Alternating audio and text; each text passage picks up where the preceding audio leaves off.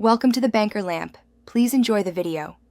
You'll begin by confirming what's actually backed up and where. This prevents unnecessary restores. First, open Settings and ensure iCloud Reminders is enabled so the app can sync. Once done, verify the date and size of your most recent iCloud or iTunes backup to know if it contains the missing items. Then open the Reminders app and tap the recently deleted list. Items stay there up to 30 days, and recovering from there is often the quickest fix. Next, choose the correct restore path based on what you found.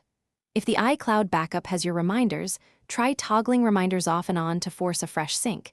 Make sure you have Wi-Fi.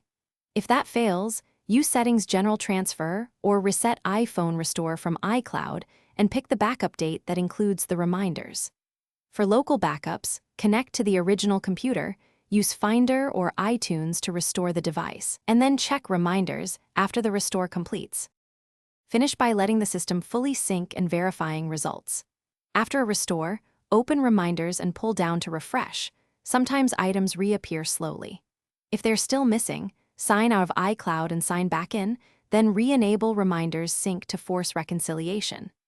As a final troubleshooting tip, make sure iOS is up to date and check other accounts in Settings, Passwords, and Accounts. The reminders might be under a different email or third-party account, so confirm all sources before repeating a restore. Thanks for watching. If this was helpful, leave a like and consider subscribing. See you next time.